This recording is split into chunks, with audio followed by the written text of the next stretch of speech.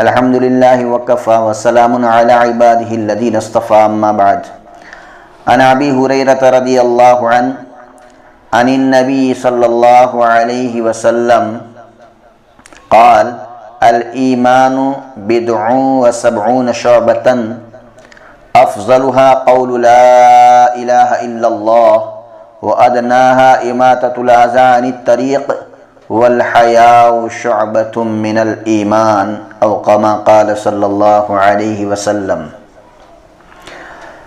محترم حضرات، جو حدیث شریف میں نے ابھی آپ کے سامنے پڑھی، اس حدیث میں 3 جملے ہیں. پہلے جملہ کا مختصر بیان الحمدللہ پہلے گزر چکا ہے. اللہ تعالیٰ مجھے اور آپ سب کو اس پر عمل کرنے کی توفیق عطا فرمائے، آمین. دوسرا جملہ راستے سے تکلیف دہ چیز کو ہٹا دینا. اس حدیث میں دوسرا جملہ حضور صلی اللہ علیہ وسلم نے ارشاد فرمایا کہ وَأَدْنَاهَا إِمَاتَةُ الْأَذَى عَنِ الطَّرِيقِ، یعنی ایمان کے 70 سے زائد شعبے ہیں. سب سے اعلیٰ شعبہ جو ہے وہ کلمہ لا الہ الا اللہ یعنی توحید ہے، اور ایمان کا سب سے ادنا شعبہ یہ ہے کہ راستے سے تکلیف دہ چیز کو ہٹا دینا ہے. مثلا راستے میں کوئی تکلیف دہ چیز پڑی ہوئی ہے اور اندیشہ یہ ہے کہ لوگوں کو اس سے تکلیف ہوگی.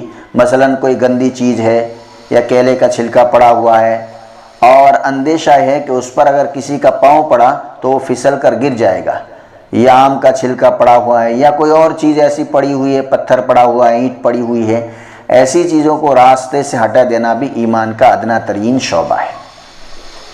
اس سے در حقیقت اس طرف اشارہ فرمایا کہ دین صرف عقیدے اور عبادت کا نام نہیں ہے، بلکہ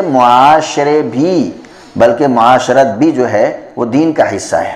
معاشرت بھی دین کا حصہ ہے، اور معاشرت کا اصل اصول یہ ہے کہ اپنی ذات سے کسی دوسرے کو ادنا تکلیف بھی نہ پہنچے. بس یہ ہے معاشرت کا اصل اصول، اور اللہ تعالیٰ نے اس اصول کا اتنا لحاظ رکھا ہے کہ اس کی کوئی حد نہیں ہے. آپ نے سنا ہوگا کہ افضل ترین نماز وہ ہے جو صف اول میں پڑھی جائے.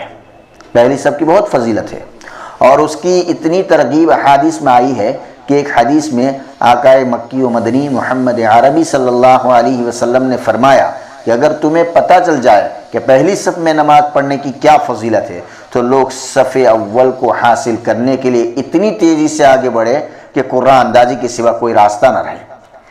ایک حدیث میں جناب نبی کریم صلی اللہ علیہ وسلم نے فرمایا: ان اللہ و ملائکتہ یصلون علی الصف الاول، کہ اللہ تعالیٰ اور ان کے فرشتے پہلی صف پر رحمت نازل فرماتے ہیں.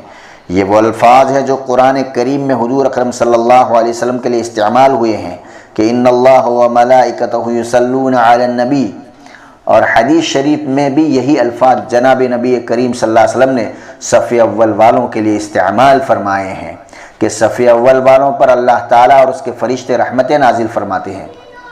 ایک اور حدیث شریف میں آتا ہے کہ کان یصلی علی الصف الاول ثلاثا وعلی الثانی واحدتا، او کما قال صلی اللہ علیہ وسلم، کہ جناب نبی کریم صلی اللہ علیہ وسلم نے صف اول والوں کے لیے 3 گنا زیادہ دعائیں کیا کرتے تھے. جناب نبی کریم صلی اللہ علیہ وسلم صف اول والوں کے لیے 3 گنا زیادہ دعائیں کیا کرتے تھے. بہرحال صف اول کو اتنی عظیم فضیلت حاصل ہے، لیکن دوسری صف میں جناب نبی کریم صلی اللہ علیہ وسلم نے یہ فرمایا کہ من ترک الصف الاول مخافتا ان یؤذی مسلما فصلی فی الصف الثانی او الثالث اضعف اللہ له اجرا صف الاول، کہ اگر پہلی صف میں جانے سے تمہیں اندیشہ ہو کہ پہلی صف میں جو لوگ پہلے سے کھڑے ہوئے ہیں ان کو تکلیف پہنچے گی، مثلا وہ جگہ کم ہے اور ایک آدمی کی گنجائش نہیں ہے، تو اس کے بارے میں جناب نبی کریم صلی اللہ علیہ وسلم نے فرمایا اس وقت میں جو شخص اپنے مسلمان بھائی کو تکلیف سے بچانے کے خاطر پہلی صف کو چھوڑ دے گا اور دوسری صف میں کھڑا ہو جائے گا تو اس کو صف اول میں نماز پڑھنے سے دگنا ثواب ملے گا. کتنی بڑی بات کہ ایک مسلمان بھائی کو تکلیف سے بچانے کے لیے دوسری صف اختیار کرے گا تو دگنا ثواب ملے گا، پہلی صف والوں سے زیادہ ثواب ملے گا۔